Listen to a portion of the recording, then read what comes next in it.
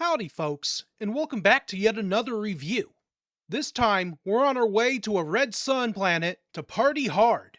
That's right, today we're looking at the 2026 film, Supergirl. To start, let's get a bit into the background of this film. Supergirl is a 2026 superhero film that was directed by Craig Gillespie, who is known for directing such films as Lars and the Real Girl, Fright Night, and Cruella, which are all films I haven't seen or heard much of. Well, I did hear about Cruella, but I really had no interest in another Disney film that painted a classic villain as a protagonist.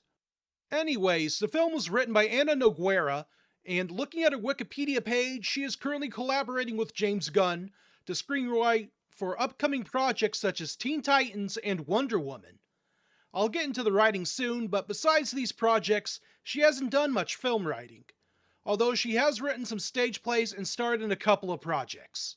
The film was produced by Peter Safran and James Gunn. For production companies, the film used DC Studios, Troll Court Entertainment, and the Safran Company. The 108-minute long film released on June 26, 2026 across the United States. It has an estimated budget of $170 to $186 million and has so far made around $29.1 million during its opening weekend. Which is, well, it's not much when you compare to, the budget that it had. With all that said, what exactly is this film all about? Well, I'd best describe this as a film about revenge. Basically, a young girl named Ruthie has her family murdered by a vicious space raider named Krem, and thus goes on a quest for revenge. And along the way, she encounters Kara Zor-El, aka Supergirl, in a dive bar drinking away her sorrows with a cast of crazy-looking aliens. Did I forget to mention that this film takes place in space? Because it's sort of part galactic road trip, but without the fun of a road trip since it's a quest for revenge and all, but you do see some sights. Overall, my thoughts on the story is that it was alright. It was actually a lot darker in tone than I was expecting, and for a PG-13 film, it definitely had some more serious subject matter than I was expecting. Basically, a facet of the movie that I didn't know about was that it took some cues from Fury Road.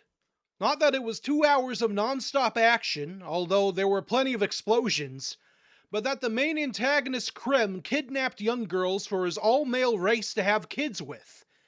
It was, well, very uncomfortable. Mainly because I feel like being a space raider that kills innocent people was already pretty bad, but then they had to double down and make the villain downright despicable. Which isn't exactly a complaint, mind you. I find it sort of refreshing that a villain in a superhero film is just an overall piece of shit.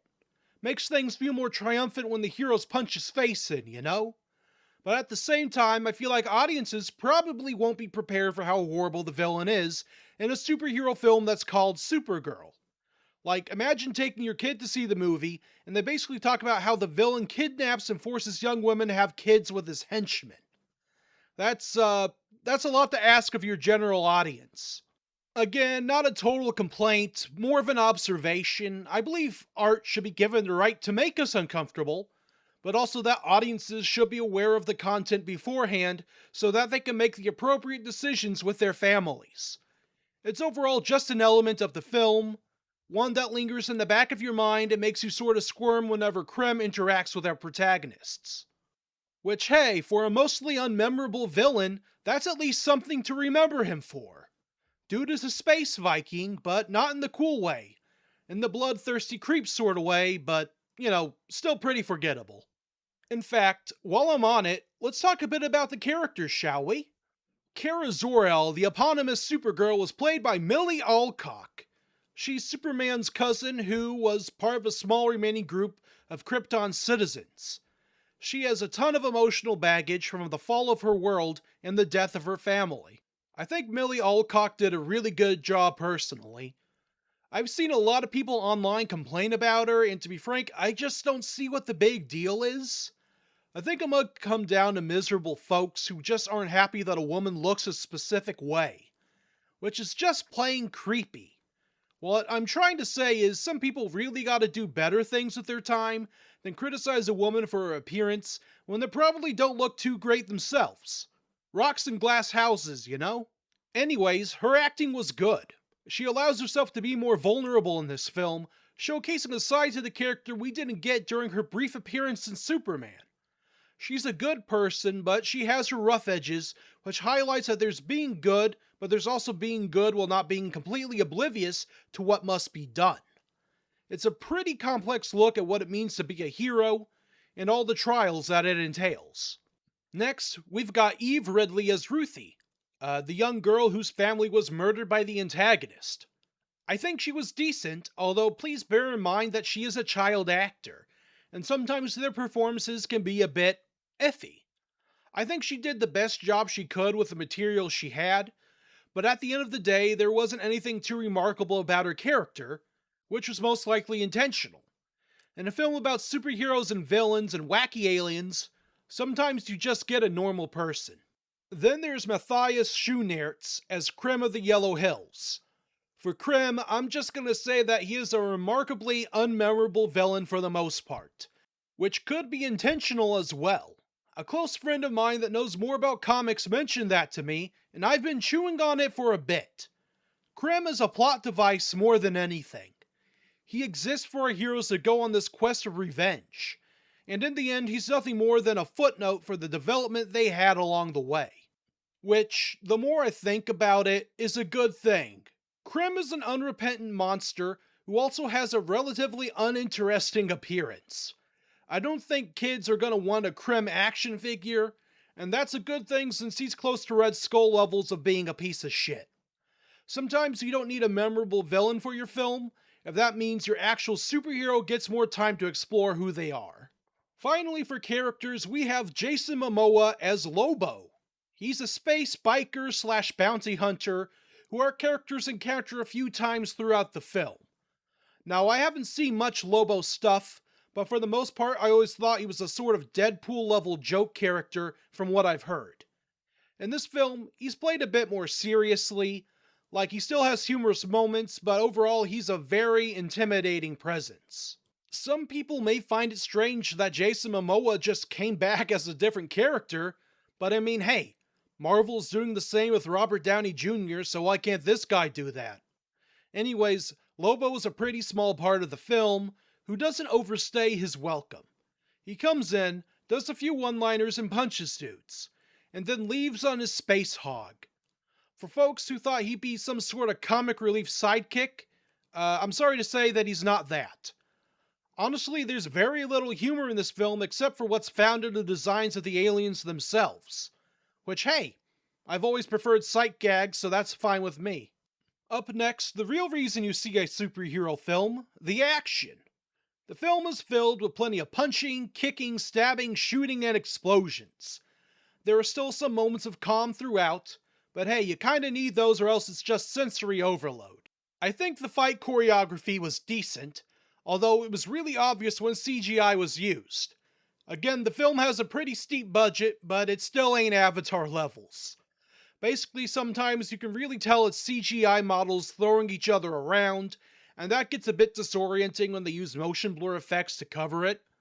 But there's still plenty of practical fights going on that I'll forgive that part for the most part. This actually brings me on to the effects overall. I think for the most part they did well. CGI explosions look good, CGI aliens look good, CGI fights are, well, we just talked about those. There are also some practical costumed alien effects that I really liked as well, and I'm pretty sure I even spotted a few puppets too. For fans of Star Wars style Glepshitos, I think they'll be pleased. Lobo especially had some really cool effects going on with his makeup. Next up, the sets. Spoilers, but most were CGI. I mean, there were a few practical sets which I always appreciate, like the alien gas station rest stop Cloud City place that has the slushy machine for some reason, and then it also has the little CGI alien that poops out popcorn for an uncomfortable amount of time. That was, well, I'm not really sure what that was all about. Anyways, I'm a big fan of practical sets, but I can understand why they weren't used too much because, hey, there's a lot of stuff in this film that would probably take forever for folks to build. I can forgive that.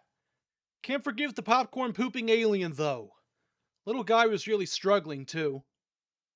Finally, we have the music. For this film, the music was composed by Claudia Sarn, and I thought it served the film very well.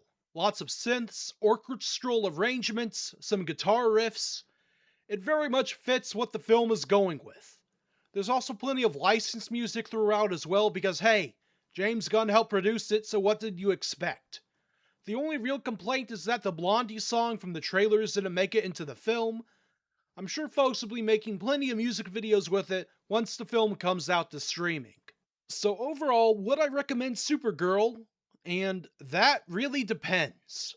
I think Supergirl was an alright film. Was it perfect? No. But it also wasn't the worst thing ever. I think random chuds on the internet just really wanted to tear into this one for some reason. Well, the reason is obvious, but I won't get into that. Supergirl clearly has passion put into it. I've said this before, but no one sets out to create a bad film. I think everyone that acted in this, that designed the creatures and effects, and even the creation of the story and plot itself, comes from a place of love. Sometimes, even if everything is done right, there's also just a vibe to the execution that says it could have just been done a bit better. Which is weird because for the most part, if you listen to this review, it sounds like I had almost nothing but positive things to say. But sometimes something can be good and still just feel flawed. I think at the end of the day, it was probably the CGI quality itself that has probably marred my views a little bit on the film. And you know what? If that's really the only thing going against this film, then I can forgive that. But still, I think it was alright. Should you go to the theaters and see it? Well, we've cleaved through a good deal of summer releases so far, and most haven't been doing well, except for the indie horror, it seems. Maybe it's just indicative of modern trends, but it seems like big budget action and superhero films just aren't drawing in the crowds that they used to. Could be due to a number of reasons. Honestly, my assumption is probably due to franchise fatigue from folks who don't want to watch a million films to understand one. That and, well, looking at the state of the world, the horror films just feel more realistic at this point. Well, I'm rambling again. Anyways, yeah, I say it's worth a watch, so long as you know what you're getting into. It's a film that takes itself mostly seriously, and it's got some grim story details. But at the end of the day, it's still a superhero story that feels kinda refreshing in some aspects. The protagonist is flawed, the villain is just plain evil, and not operating on like 1,000 different levels of morality or anything like that. And it's got Jason Momoa, who is clearly having fun. I've been more impressed with the recent DCU stuff lately than I have with anything Marvel related. Not saying it's like a gourmet meal, rather it's like going to Culver's instead of McDonald's. Both are still fast food, but one just has the better burgers. Man, I gotta stop with the food analogies.